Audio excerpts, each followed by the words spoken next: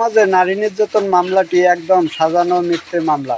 তো আসেন, আপনারা যারা বিয়ে করার জন্য প্রস্তুত হয়েছেন, আপনারা আগে মেয়ের প্রকৃতভাবে ভালোভাবে মেয়ের বাবা মা আত্মীয় স্বজন ফ্যামিলিগত খোঁজ নেবেন, নিয়ে তারপরে সেই ঘরে আত্মীয় করবেন। তা না হলে নিজের ভুল নিজেই একসময় পস্তাবেন।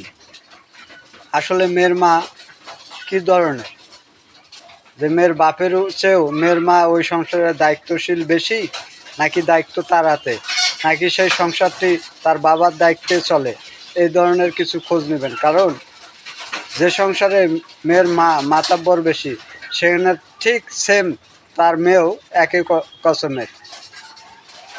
তো আসেন, এইভাবে খোঁজখবর নিয়ে আত্মীয়তা করবেন। তা না হলে আপনাকে সারা জীবন পস্তাতে হবে। কারণ বিয়ের 2, 4, 5 মাস পরে আপনি যখনই আপনার স্ত্রী গর্ভবতী হবে বা বাচ্চা নেবে, ততক্ষণই আপনার স্ত্রী বলবে যে আমি সংসার করব না। তাহলে অতদিনে আপনার একটি বাচ্চা দুনিয়াতে এসে গেল, তখন আপনি পাবেন না, সহ্য করতে পারবেন না ছাড়তে। আর ওই স্ত্রী ছাড়তে গেলে আপনাকে কোর্টের মামলা করলে সেই মামলার খেসারত দিতে আপনার কোর্টে লাইফ শেষ, হয় বাপের সম্পত্তি শেষ, নাহলে আপনার লাইফ শেষ কোর্টে। তাই আসেন, বুঝে শুনে আত্মীয়তা করবেন।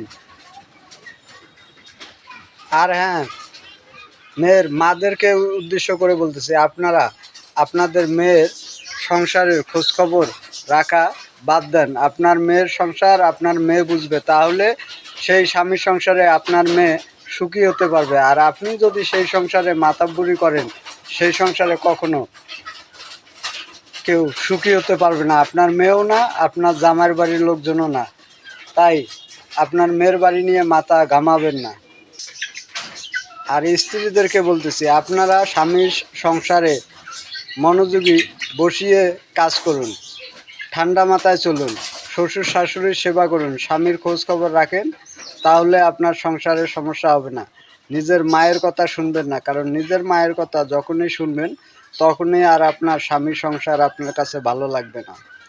আর যে স্ত্রী মহরণের টাকা বিয়ের রাত্রে স্বামীর কাছ থেকে মাপ দিয়ে আবার কিছুদিন পরে কোর্টে যায় আদালতে মামলা করেন মহরণের টাকার জন্য, আসলে আপনারা ভুল করতেছেন।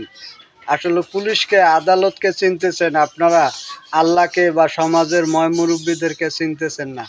তাহলে একদিন না একদিন আপনাদের বা আমার মরতে হবে। তাই আসেন, সকলে মিলে আল্লাহকে ভয় করি। একটি ডিভোর্স সিমে খুব ভয়ানক হয়, তাই আপনার একখান থেকে ডিভোর্স নিয়ে আরেকখানে বিয়ে হবে, সেখানেও আপনার সংসার জীবনে সুখী কখনো হতে পারবে না। তাই বিয়ের স্বামীকে মর্যাদা দিয়ে ওখানে ধৈর্যশীলভাবে সংসার করেন, এতে আপনার জীবনের জন্য ভালো হবে।